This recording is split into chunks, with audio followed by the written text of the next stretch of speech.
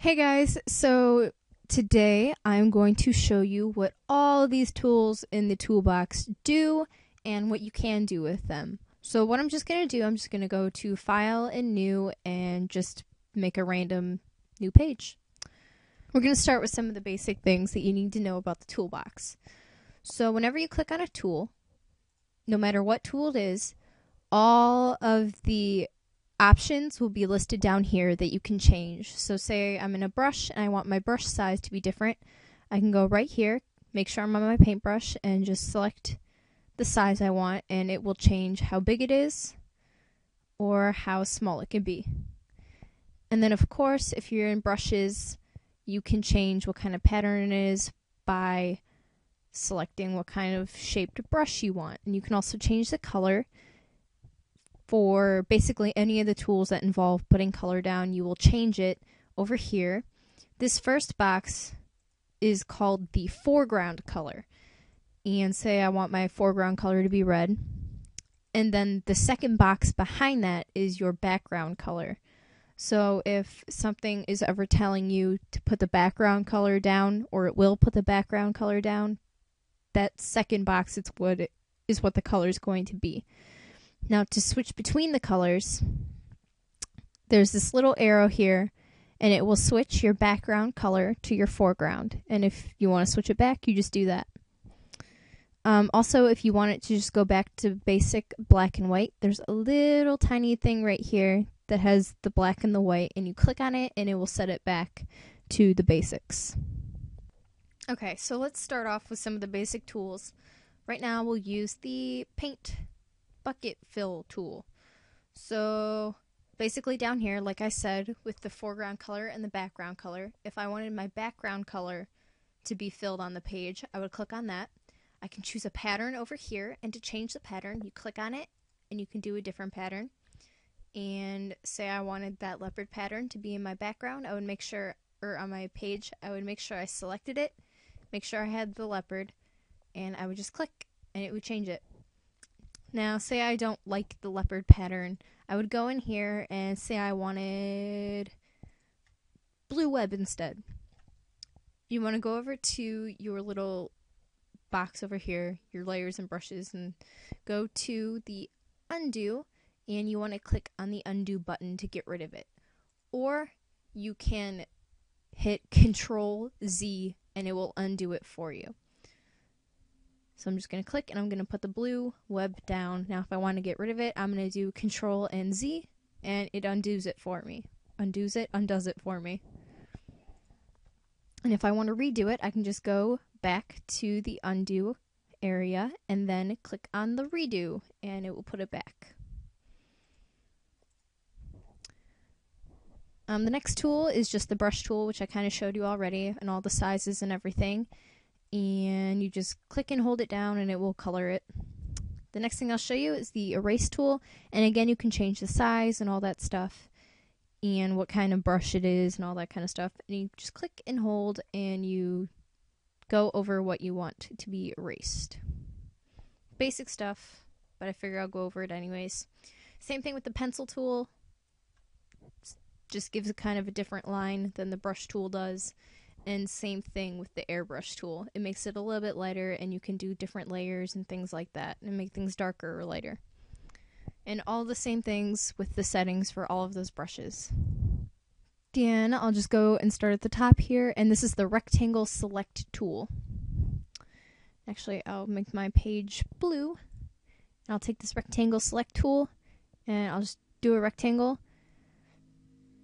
And now the whole inside of that rectangle is selected. If I wanted the outside selected of the rectangle and not the inside, I would go to select over here and then invert.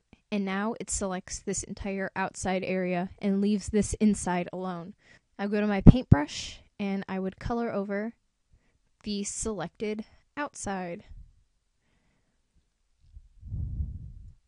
And it makes it different.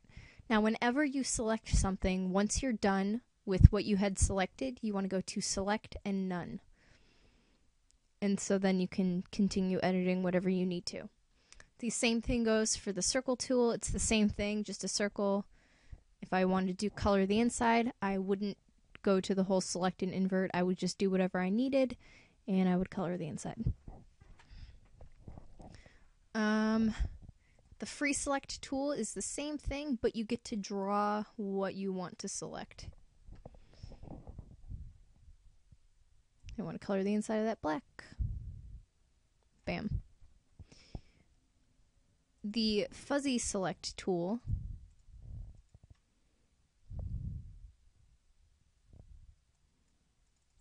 the difference between the fuzzy and the select by color, the select by color just picks it by its basic color, whereas the fuzzy select tool goes into a little bit more detail and picks things more specifically.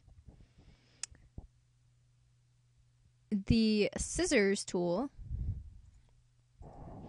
basically with the scissors tool, you will go around a shape and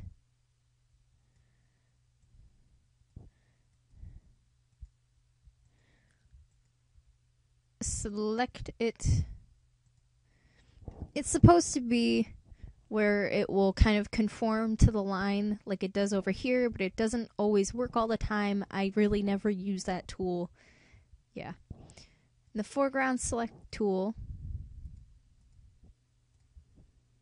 will take, when you select a color or when you select an area. Okay. Say I wanted my original foreground color to be in the front. If I select the area that I wanted, it will bring that color to the front.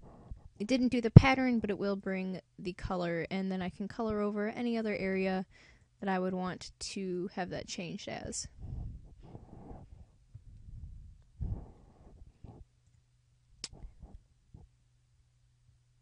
The path tool is kind of like the scissors one, but more precise in the fact that you do the lines yourself, and you can make them as precise as you want, and after you connect them,